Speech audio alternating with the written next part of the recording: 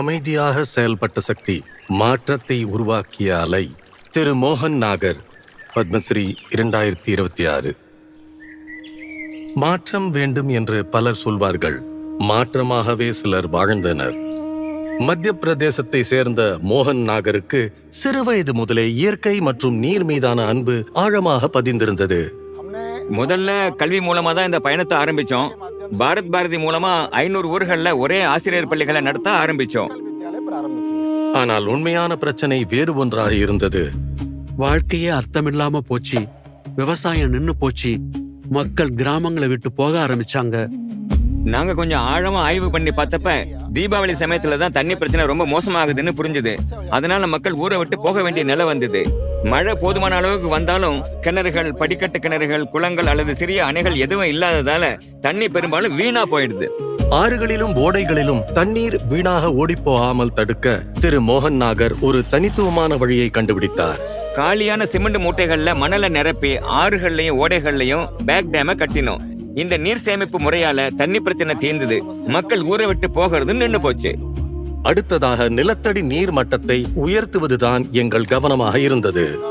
நாங்க Ganga design company கீழே கிராம மக்கள் எல்லாம் சேர்ந்து 8000 கான்ட்ரோல் ட்ரென்ச்சஸ் அமைச்சோம். அதோட தாப்தி ஆத்தங்கரையில சோனாகாட்டி மலைப்பகுதியில 32,000 செடிகள் நட்டு காட்டை உருவாக்கினோம். இதனால நிலத்தடி நீர் மட்டம் உசர்ந்து போச்சு. மணல் மாஃபியா மற்றும் நில மாஃபியால இருந்து எங்களுக்கு எதிர்ப்பு வந்தது. ஆனா அது எங்களை நிறுத்த முடியல. எல்லாருமே எங்களை நம்பினாங்க.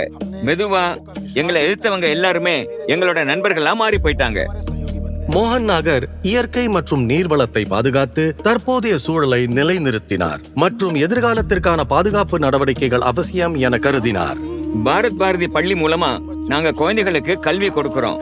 அவங்கள நல்ல பண்பும் திறமையும் வலுவான தலைமைத்துவ குணங்களும் கொண்ட இளம் தலைமுறையா உருவாக்குறோம். கிராம மக்களோட ஆதரவோட நாங்க பாச்சா கிராமத்தை ஒரு மாடல் வில்லேஜா ஆக்கினோம். அது இப்ப அமைதி, முன்னேற்றம், செழிப்பு எல்லாத்துக்கும் ஒரு அடையாளமாவே மாறிடுச்சு. ஆனால் மாற்றத்தை உருவாக்கும் மோகன் நாகருக்கு மாறாத ஒரே விஷயம் அவரோட குடும்பத்துடைய அசைக்க முடியாத ஆதரவுதான். மோகன் நாகருக்கு பல விருதுகள் கிடைத்தது. ஆனால் ஓடும் நீரோடைகள், பசுமை நிறைந்த மலைகள், சிரிக்கும் முகங்கள் தான் அவருடைய உண்மையான வெகுமதி. தண்ணீர் சேமிப்பது வெறும் ஒரு வேலை இல்ல, அது ஒரு வாக்குறுதி.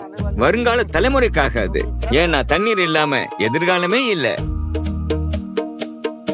திரு மோகன் நாகர், பத்மஸ்ரீ 2026.